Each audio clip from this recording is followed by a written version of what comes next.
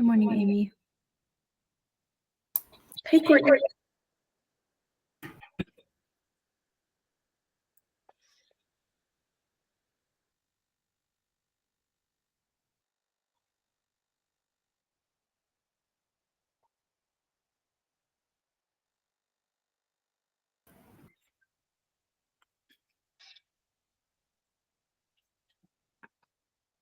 Hi, Katie. Hello. We're just going to wait a little while to see if we can get quorum.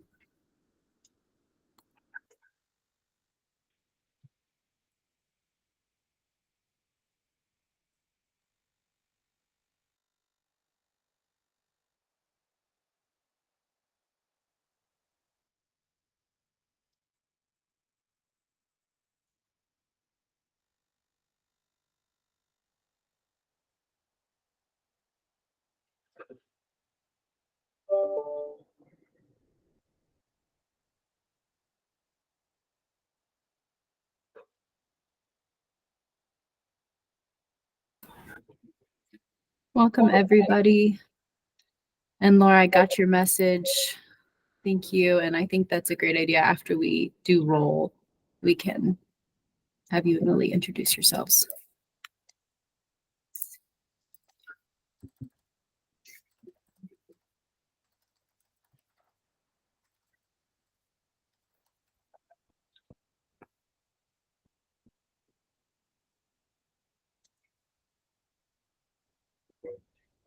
Just want to give it one more minute to see if anyone else joins.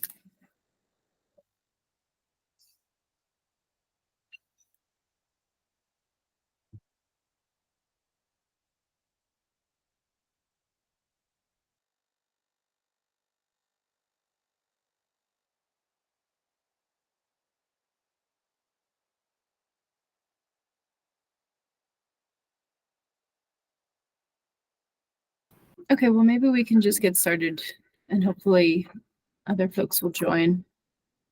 So right now we are technically without a committee chair, and that's sort of the number one thing on our agenda today. I'm going to share the agenda, and I thought I could just walk us through these items. We're going to be voting on the committee chair and then discussing the organizational assessment that was presented at our last full Forest Health Council meeting, or the one in January, rather.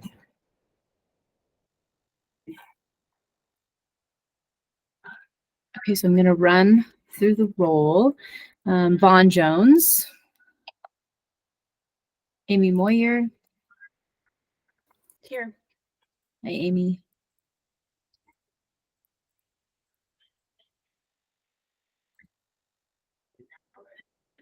John Ring is excused.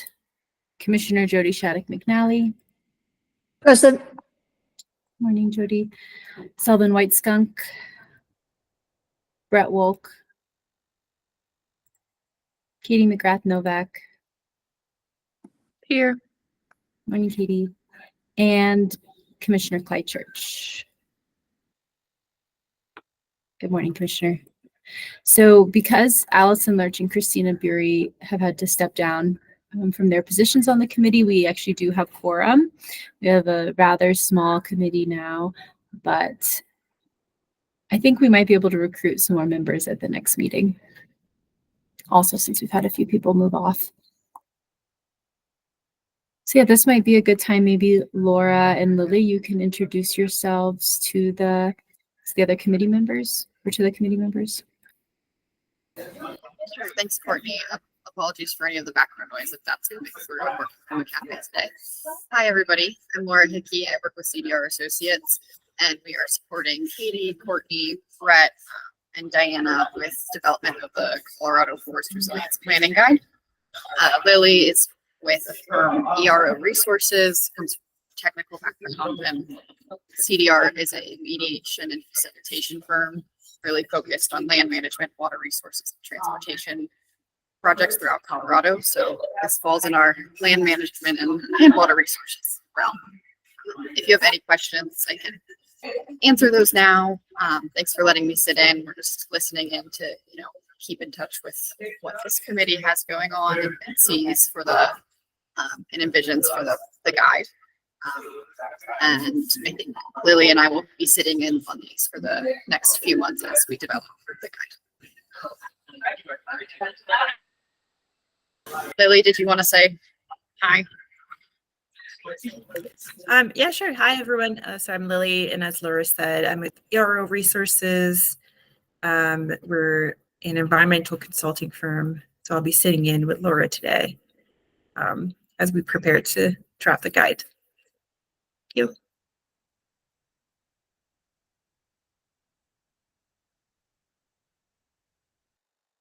Thanks, Lily and Laura. It's great to have you all join us and to be really taking the reins on the Forest Resilience Guide. Looking forward to meeting with you later this week. The next thing on the agenda is approval of the meeting minutes. We haven't, I think at the last meeting we didn't have quorum, so there's sort of a backlog of meeting minutes. Hopefully you all were able to read them, and if not, we can also put them, at least some of them, off another month because I know there was a lot to read. We have the January, February, and March meeting minutes to approve. So can I have either a motion to approve all or some of those meeting minutes? Or any changes, if there were any changes you wanted to see? Also move. I'll second. All in favor? Aye. Aye. Aye. Great, thank you all. So the meeting minutes are approved. And I will also note that Brett Wolk has joined the meeting.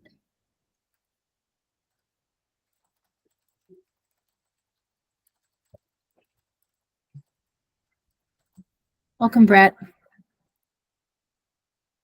We just approved the meeting minutes and we're moving on to agenda item number 3, which is selecting a new committee chair. So I think how this process worked in the past was that a member will need to be nominated, either self-nominated or nominated by another committee member, and then we can take a vote as a committee, and we have quorum, so we'll just need a positive committee vote to select a new chair. So does anyone want to make a nomination, or does anyone have questions? I know you guys have all been really active, so I imagine you know what it takes to be the committee chair. I'm happy to support as much as you need. I do make the calendar invites, and then we can work together on solidifying an agenda, and I can do a lot of the communication if you prefer, or if someone prefers to do the communication themselves, that works as well.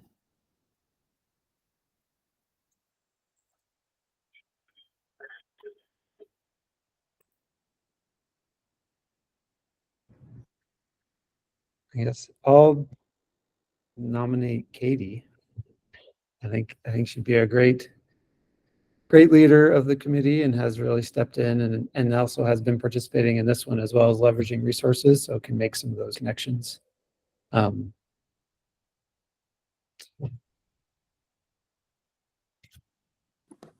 Thanks, Brett. I appreciate that. And I'd be excited to continue to do a lot of work on the committee, and you're not doing it alone.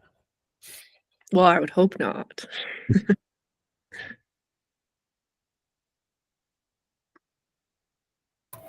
Great. So it sounds like Katie is accepting the nomination. Is anyone else wanting to make a nomination or has any other questions about being the committee chair? Okay, great. It's looking like no, or I'll give one more second. A quick question, and I also would support Katie if you're up for being the committee chair. I think you'd be great. And I tried to convince Katie to do it once before, so I'm glad that maybe we've moved the needle. So thank you, Brett. The only question I had, Courtney, was how the committees may shake up if there's the big wave of a lot of us going off in November. And I didn't know if we could talk about that. Katie, I think you didn't maybe joined a little bit later than some of us. So it could also be great for some continuity if that's the case. But that was my only question, Courtney. I don't know if it's something we want to tackle right now or if there's any clarification as to how the committees will progress if it is the case that we lose quite a bit of the membership. Yeah, that's a great question. And I don't have a clear answer for you. That's something that we're certainly talking about at DNR. My initial impression was that reappointments would not be possible, but I'm now hearing that if people are interested in a second term on the council, that might be an option. And so if that's the case, I imagine that there could naturally be some continuity in the committees. Actually, I would love to take a very informal poll just to understand how council members are feeling. I won't even, don't need to put it in the notes even, but are you all interested in a second term on the council? Okay, yes. I am. Okay, great. I mean, you guys are all so passionate that I imagine, yes. A question. In of- our last meeting, oh, sorry, go ahead, Clyde. No. What was the term? I forgot. How long is the term limit? 1 year, 2 year, 3 years? So the term is 3 years. And one thing that we've recently learned is that people who left the council or the members that have filled a council seat that was vacated partway through a term, they're actually only on the council until the end of that original appointments term. So according to the bylaws, Katie, you and I believe you, Commissioner Church, would be timing out this fall along with all of the other council members because your appointment was technically only through the end of the person who you replaced. So that's how it's written in the bylaws right now. And it sounds like there's more conversations about reappointment, and especially if you haven't even been on the council for 3 years, I think there would certainly be good reason to believe you would be reappointed. So this is something that's still being talked about internally. We're having communications with the governor's office about how the governor appointed positions will work. Yeah, a list of those term limiting off would be useful. So that's everyone who doesn't work for a state or federal agency. So it'll only be the U.S. Forest Service and state Forest Service. And by state Forest Service, I even mean like Director McCombs. But not some of the other, I know there's some other state Forest Service staff who represent specific positions. So I think everyone on this call would be expiring in the fall. Well, it's State Forest Service. Ethan Buchholz is the only one who holds an official position as a academic representative with ecological forest ecology knowledge or something like that. But Aaron Green and other State Forest Service people are here as support staff working with Director McCombs. So I think they would still be here. And just to clarify, CFRI is not considered a state agency in the same sense. My seat is on the 3-year term. So I'd be up for this, whatever decision is made of being able to apply or not. So I'll try to have more clarity on that maybe in the next couple of weeks, and I can send an email out to both let people know what to expect and also gauge interest in reappointments.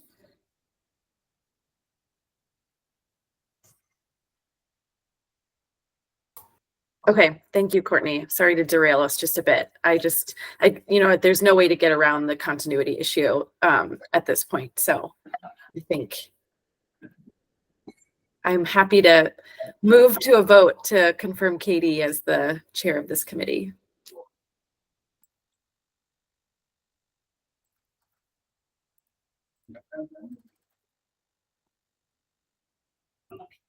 Great. Second it. So all in favor? Aye. Aye. Any opposed? Great, the motion passes unanimously. And Katie is the new chair of the Leveraging Resources Committee. Yay, thanks everyone.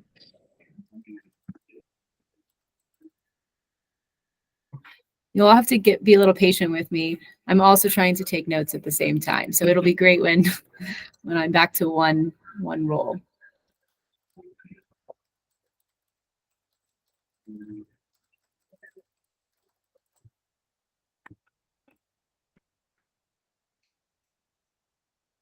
Okay, great. So Katie, I will work with you after. I'll schedule a little call with you after this, and we can talk through how we want to work together to help support the That sounds committee and good. how I can support you.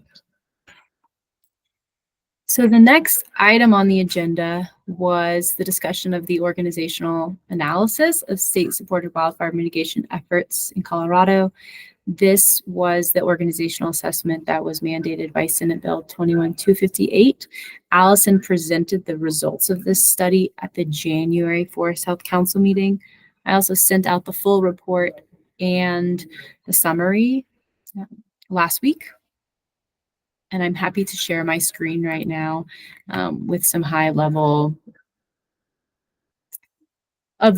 summary so that you guys have something to talk about. But we had originally been thinking this would be a good time for the committee to just reflect on the report, what they thought, and then also to have a conversation around how the committee's work with the forest tracker and the forest resiliency guide can align with the recommendations that are being outlined in the report. So let me share my screen so that you all can see some of these high-level recommendations.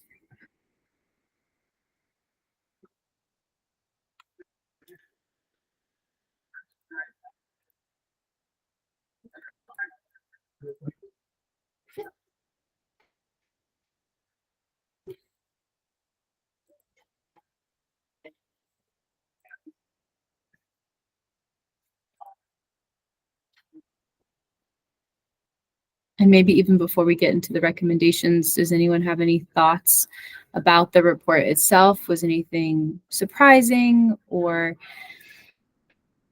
feel particularly important? I don't know if any of you all were consulted in the development of the report, but I know a lot of these issues or concerns or thoughts or things that many different entities across the state were expressing, even if they didn't have the chance to give specific feedback into the development of the report.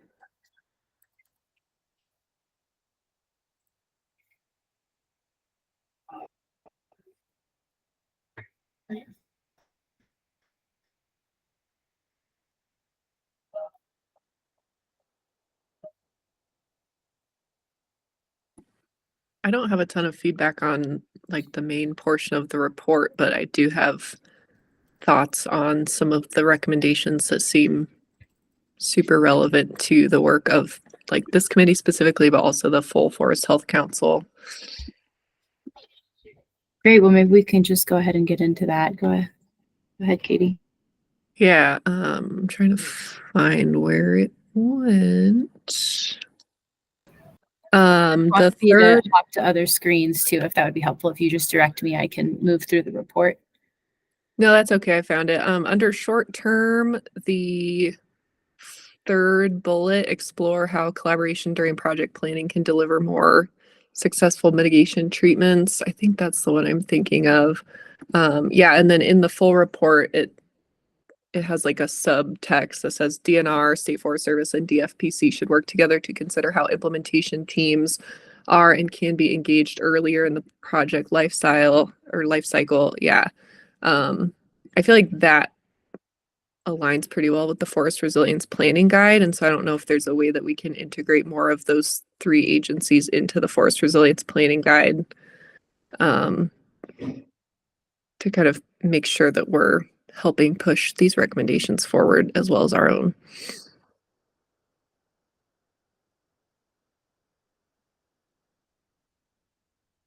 I'm not sure what the implementation teams were. I might have missed that.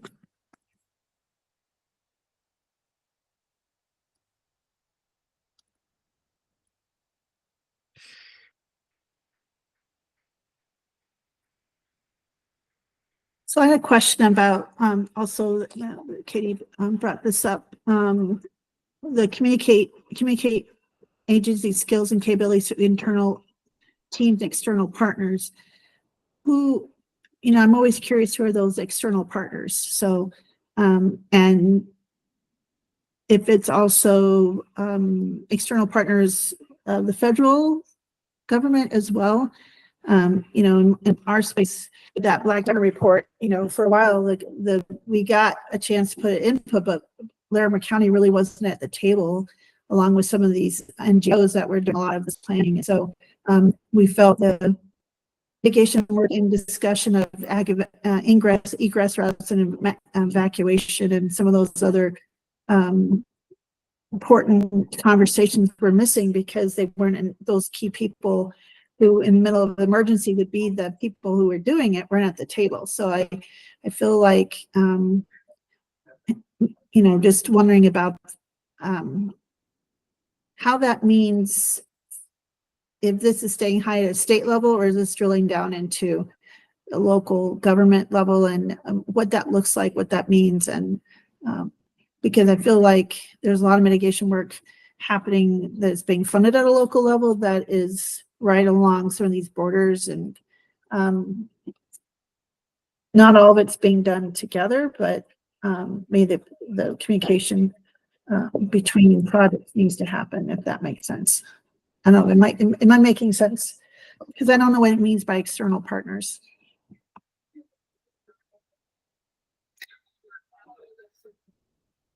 In my impression is, external partners is a wide and open to interpretation. So when I think about the Forest Resilience Guide, the audience for that guide, we said might be people working sort of at a county scale, whether it's municipalities or counties or collaborative groups. And I imagine those would all be external partners. So I also thought this would also be a good recommendation that could tie into the work that the committee is doing through that planning guide. And then I do like the point of suppression and mitigation activities are not, mutually. I really like that piece because we have that tension or push and pull between some of those groups that only, are their main focus is suppression, but they still do some mitigation because of that suppression. And then they have ones that are doing the recovery, resiliency, and mitigation, looking at the mitigation work for, building up for the next one.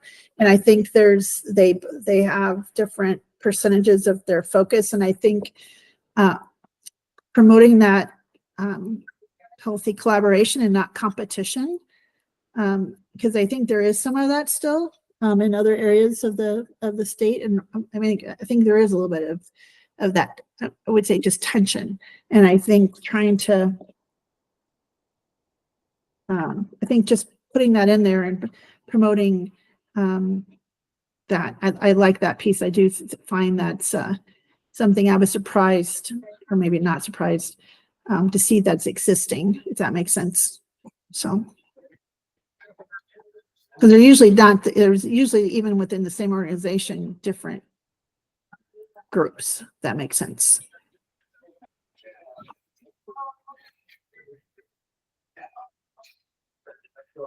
Yes, that does make sense. I wonder what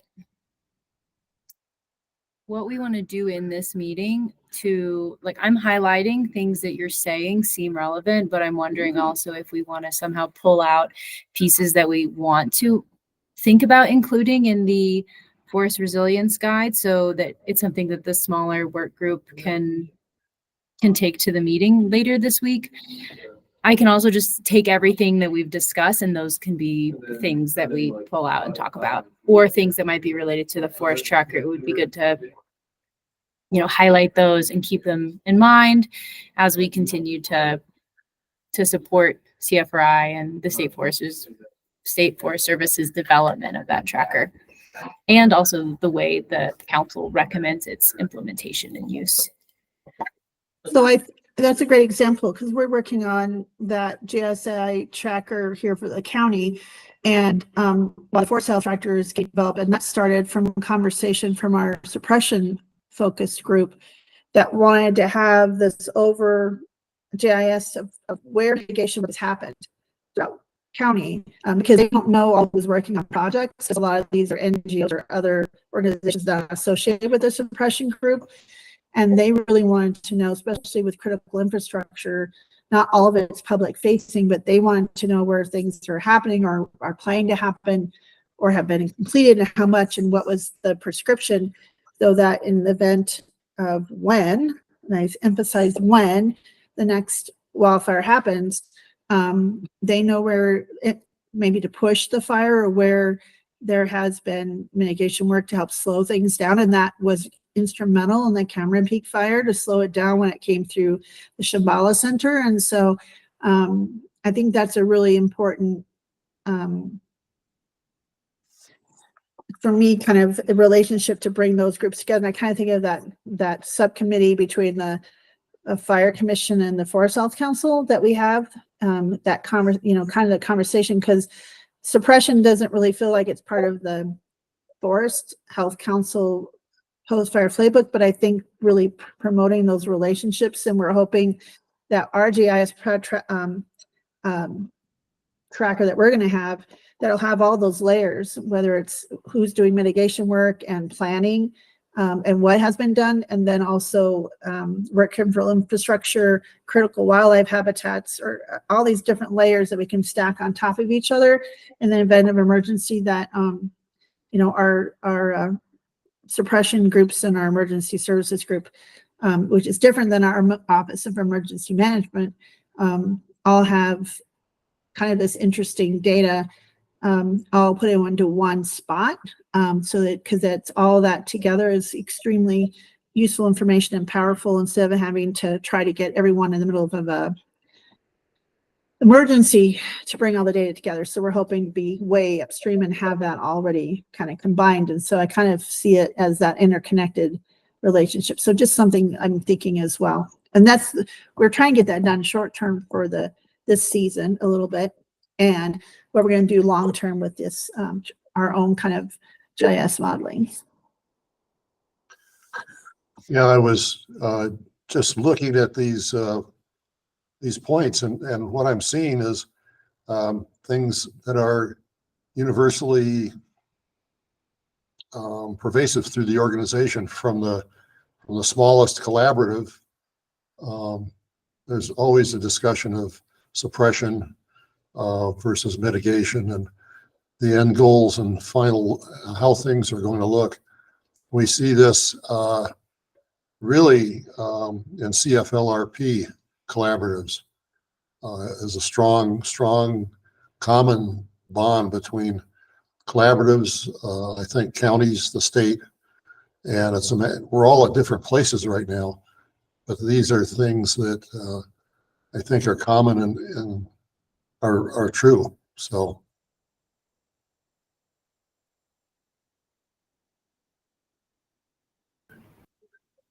Yeah, I agree. These are sort of universal issues that people are facing at all scales.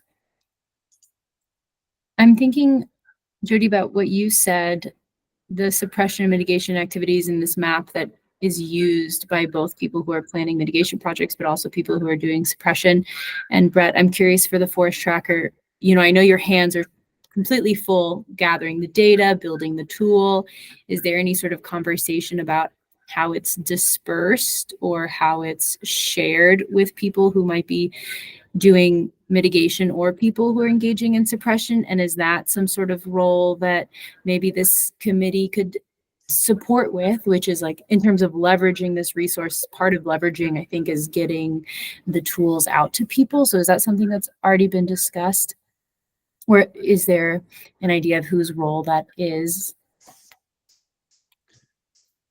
We have definitely discussed that. We do not have like a communication and outreach plan all set for like how to exactly execute that.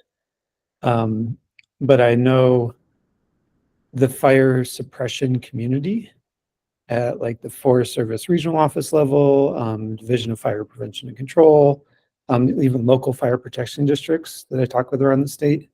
They're all really eager to have that to use with their other decision-making tools. So for example, there's a person at the Forest Service Regional Office who is the fire analyst, that when a fire happens, they're the one person that gets called to like send whatever data to the the incident management teams or whoever comes in.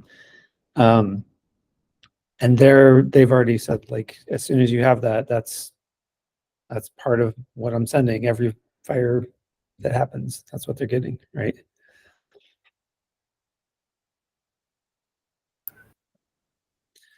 So it's already out there. Yes, the fire suppression community is wanting to use it. And yes, there's more work to do on developing a strategic sort of outreach plan to make sure it's in the right people's hands to be used. Yeah, that makes sense. Maybe when that moment comes, you could also do a little brainstorming session in the committee so we can, also make a list and I can help organize that when the time comes to share it, to make sure it's leveraged to its full extent. Yep. Yeah, we definitely have always planned to use this committee and the full Forest Health Council as a somewhere between like a sounding board and a advisory committee, but pretty engaged in the tracker, right? And helping disseminate it.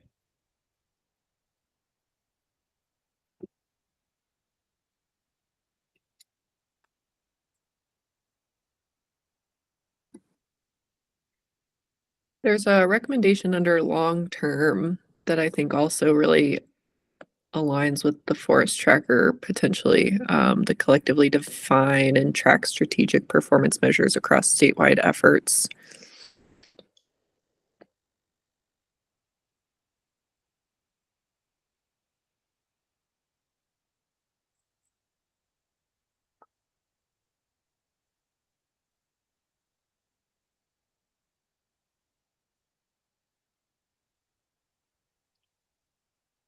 I don't know how much the forest tracker is doing with like creative new performance measures, but this seems like, other than that, it seems very much like the tracker's kind of purpose.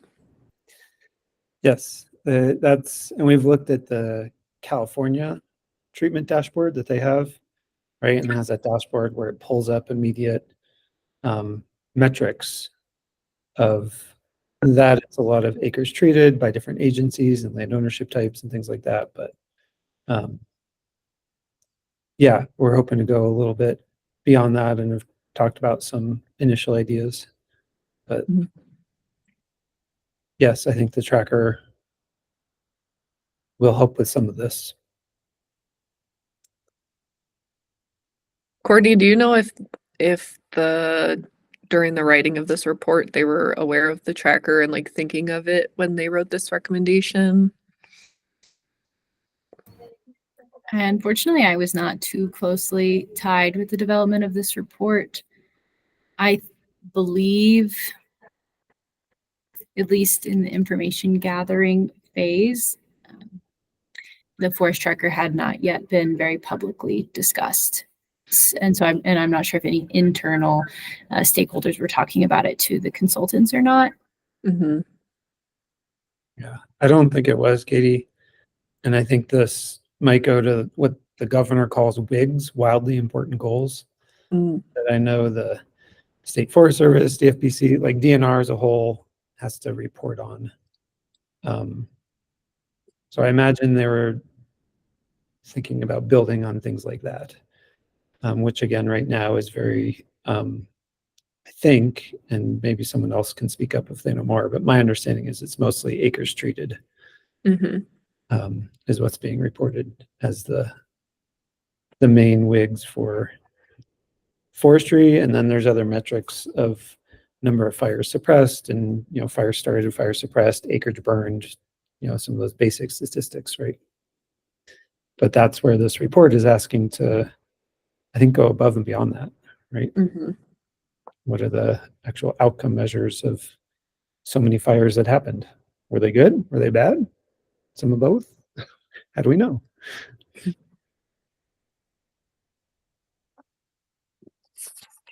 I think if we get our little GIS thing done, we're also, I think the emergency services are tracking the little tiny fires that were done. Because like in 2022, we had, I don't think it was last year, 2022, we had 52 fires under 300 acres that were 100% contained. Mhm. And that was a budget thing, but that is important, I think, also to have on the tracker or on our tracker. But also was curious, all these different agencies have different prescriptions or treatment prescriptions. So I think we're going to try to put that on ours as well. And I don't know if we're looking at that because there are some varying ideas of the amount. And we certainly have a little bit of a range here in Lamar County. And I don't know if you're seeing that all, or is there kind of a best practice percentage across the whole state? Everyone's following, but as I understand, there might be a range. And I'm just curious about that as well, or if it varies between elevations in different areas and things. So I'm just thinking out loud about what else would be interesting to have that information all in one spot. Mhm.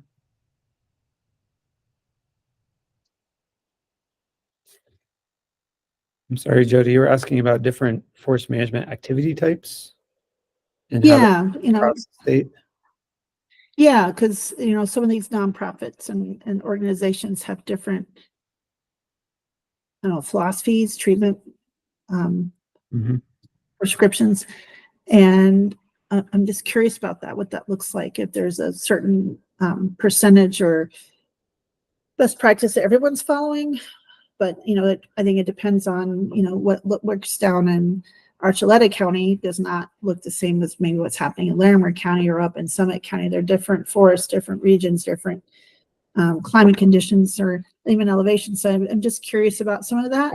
What I'm saying, what that looks like, and if that impacts kind of overall what we're seeing as we strategize, if that changes risk over priority areas because of that, if that makes sense. You know what I'm saying? And just something I've been thinking about. I've been all the other meetings today I've been in, I just got off of opiate abatement, and we're tracking, that data and that percentages and how that looks in all the county. And so I'm just thinking about some of those other maps, and we're all talking pretty much the same thing. We want to see what's happening and where it's happening, what's happening, and who's doing it. So it's kind of similar conversation, but just different subject matter. So talking a lot of data today. Yeah. I'm curious what Aaron has to say, but yeah, I would say there's some big buckets of categories of, are you using fire as your tool or machines? And then how are you implementing those different machine tools? And that varies a lot from forest to forest and region to region, but lots of different science on what an effective treatment is, and it's really hard to define. There's a general technical report, 373, that really identifies a high density, medium density, and low density, and that's just for ponderosa pine and dry mixed conifer.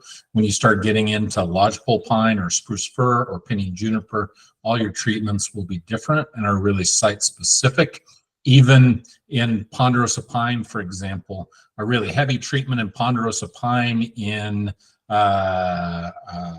Castle Rock might release a ton of oak from the understory that will turn it into a ladder fuel with needle drape and can be a really big issue.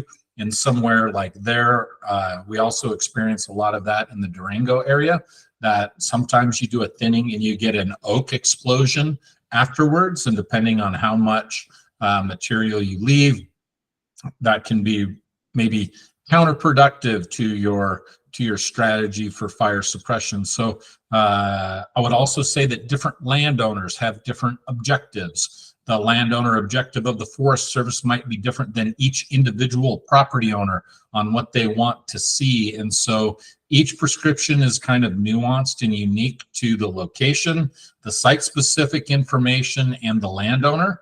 But getting at what I think this is trying to get at are something more than just acres of accomplishment, and understanding what treatment was done is often a challenge that may be something that long-term could be overcome. But I see this maybe as what percentage of a watershed has been treated, because there's a lot of evidence that suggests once you treat 30 to 40% of a watershed, you're starting to have an overall effectiveness in decreasing the potential impacts of fire in that area. This might do something to track how much we are getting done in an individual watershed, or maybe even an estimate of treatment effectiveness in a time frame, because some treatments are going to be effective for 40, 50 years, and some treatments might only be effective for 20 years, depending on how many trees that you remove from allowing canopies to encroach. So it's really difficult and nuanced, and it's different everywhere, which is not a great answer to say that it's complicated, but that's kind of the situation. I think it was a great answer, and but I think there were some great points there. And it is complicated, but I would almost just be curious, even just listing the treatment, whether it's some kind of, other than just acres treated, just some kind of measure, and the species that were treated or not, what's there. I just think it's interesting there's a lot of information we could use in the long term if some of this is collected now, instead of we get to that point in 10 years and saying, oh, Colleen, I wish we had kind of collected this back then. I'm just curious. I know it's a lot of work and a lot of data, but with changing conditions and things are happening, it might just be, I don't know, just thoughtfulness about what we're gathering, and keeping what's useful, but also what we might want to see in 20 years or not. I'm just thinking about that a lot lately in a lot of different arenas. But Aaron, I think actually that was a really good answer. I appreciate it. Yeah, one observation is that each agency collects different information. I mean, if you're trying to compare acres treated, the Forest Service may have one definition, Colorado State might have another, BLM a different definition. And so we have those definitions and another level of complexity in collecting that data. We're doing that here, doing a mapping, graphical analysis on that, so that we can go back and see what agency is treating where and when. Because we're starting in some of our areas, we're starting back into the maintenance mode, going back, and it's been 10, 12 years, and Gambrel Oak comes back pretty fast. And now we've got 5, 6, 7 foot Gambrel Oak in some places, and they've got to treat it again. So it doesn't stop growing.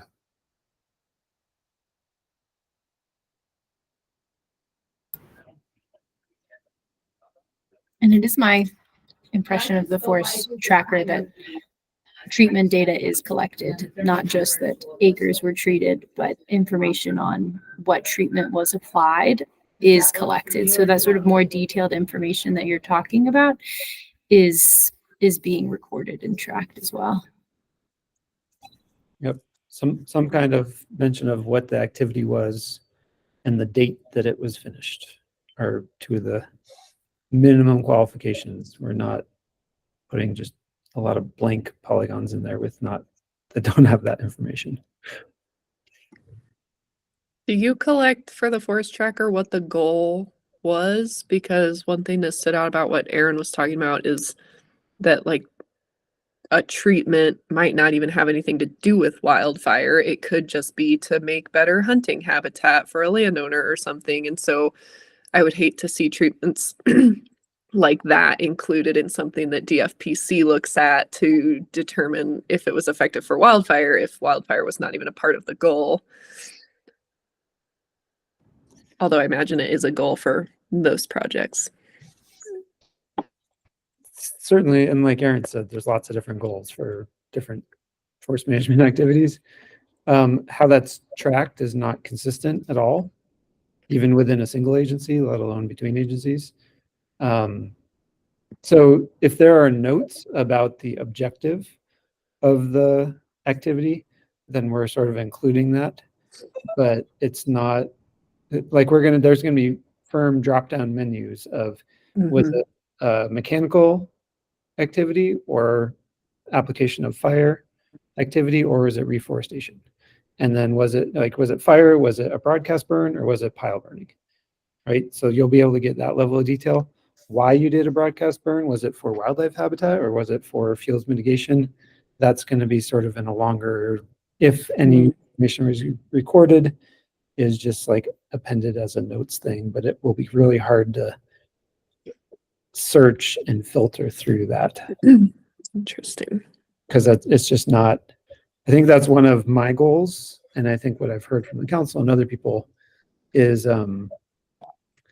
helping foresters set more clear goals and objectives, and actually articulating those and writing them down is something that I hope the Forest Tracker and the Forest Resilience Planning Guide both really help with, is giving me tools and making it easier to do that, because that either it's not there or it's a cut and paste of we're going to save all of the things in all of the forests with this, Right. which is not helpful. Yeah.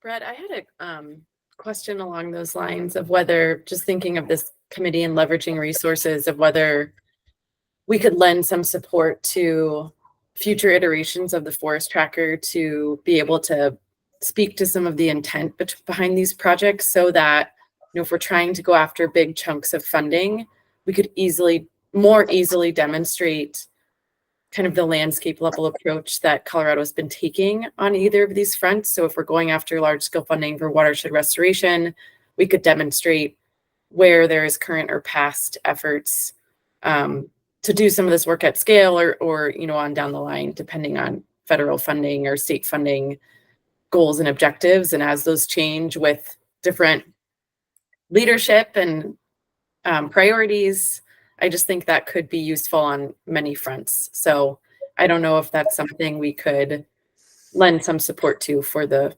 future, knowing that, you know, you've got to start somewhere and you can't take on everything with the resources you have.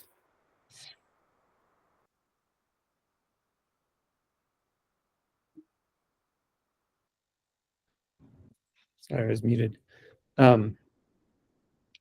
Yeah, like I said, that anything that helps people articulate goals and objectives, either beforehand or also after, but ideally beforehand, I'm all for. I think there's some other ways to get about that. And Courtney, I'm thinking of actually some of the work that we're doing with Courtney and Allison Lurch on the COSWAP monitoring. I'm thinking about, there's lots of risk maps at that state level of where is the highest, right? We have wildfire rated watersheds that identifies watershed risk really well. We have the State Forest Action Plan and the recently updated CORA risk assessments that do, you know, WUI, you know, buildings and other things. And so you can overlay those risk areas at a statewide level with where the management has happened. And it's really clear, really quick. Oh, these projects are nowhere near the WUI zone, but they're right in the heart of this bright red watershed zone. Those are probably what, right? And so you can start to see some of that with some of the tools we have without going back to every forester for all the, you know, years prior and, you know, pulling goals and objectives out of them for all these projects that happened in the past. That's helpful, Brett. So it sounds like you can overlay different maps of a risk map with ideally the Forest Tracker. That doesn't tell you what that specific forest management objective was on that specific piece of ground, right? Where the activity happened. Because, you know, different agencies and landowners have different objectives, and they might, even though it's in a WUI zone, they might have done it really for wildlife habitat and not done a very good job of protecting the home, or vice versa. So there's lots of assumptions, but yeah, trying to think of ways to articulate that at a statewide level where you can at least say, here's a wildlife priority area, and we've done X amount of acres of management in these areas, right? Starts to get at that. Got it. Thanks, Brett.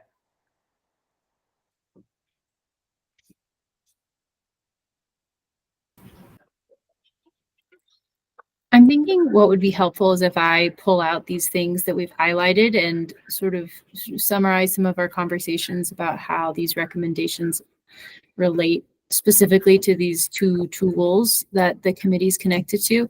Are there any other recommendations or findings that you all want to flag or highlight as we're getting close to the end of the meeting?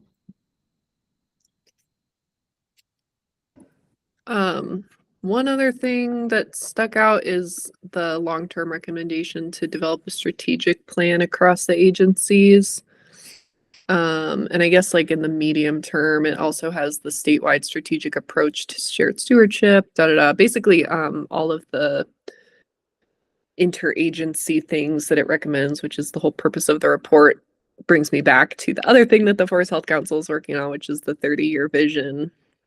And how like in our other, I think it was the full council meeting when we were talking about like, should the 30-year vision live within the forest action plan or should it be broader than that? And I think a lot of people thought it should be broader than that so that it doesn't get lost in the forest action plan.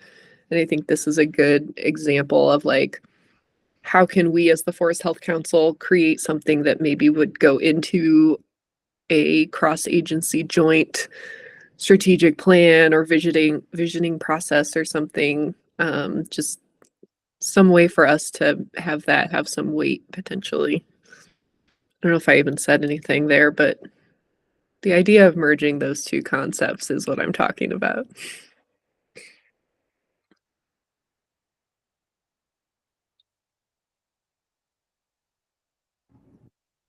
I like that, Katie. I'm just going to throw one more out there, rapid fire, so you can get it in the notes, Courtney. There's somewhere in the report about increasing transparency of the agencies. And I think the forest tracker in particular will be a big tool to help, one of many tools, but right. I think a hope of having this discussion today was also to help the state agencies point to some things that you're doing or that are in motion to help start checking off some of the goals articulated in there. So, right, if one goal is to increase transparency, yes, we're moving towards that by making everything transparent on the forest tracker.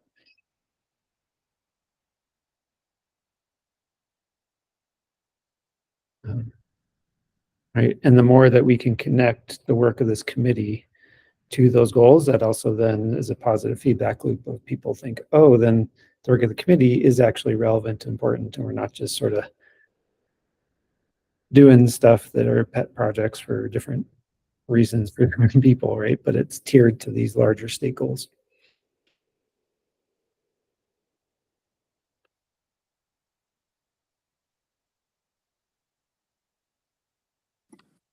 Yeah, and I guess one more rapid fire is just a reminder. We may have talked about this already, but tying the forest tracker into the forest resilience planning guide, however that may be appropriate.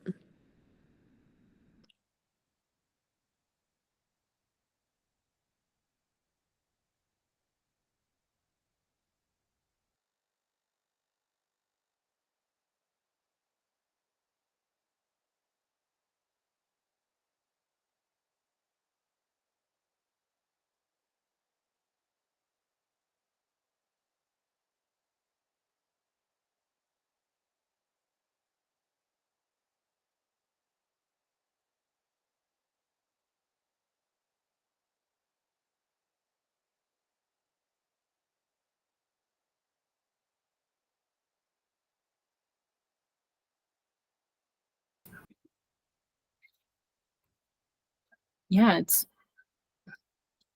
really positive to see that so many of the recommendations and findings are already connected to the work that this committee is doing, and that the work the committee is doing is supporting these. So that'll be something nice to be able to report on in the annual report of the council, to show how these are not only priorities of the councils, but priorities of the agencies also, and pulled out in this organizational assessment. I'm not sure I'll be able to have all these pulled out by the time the group meets on, I believe, Wednesday, but I know there's a lot of members from that smaller working group here. So hopefully we will just have these in mind, and then it might take me at least a week to get these notes all sorted.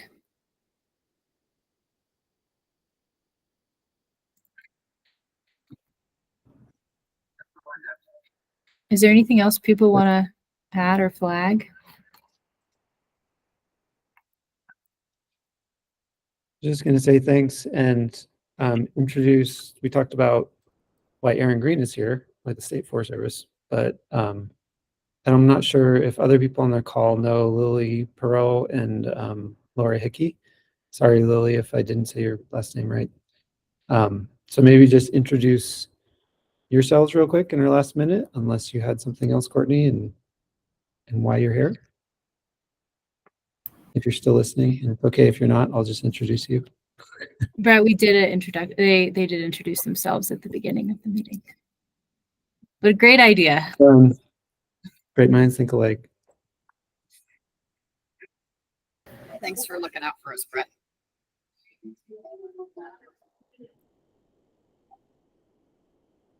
Okay, great. Well, then can I have a motion to adjourn the meeting? Motion to adjourn? Second. I second the chairwoman's motion. Okay, great. All in favor? Aye.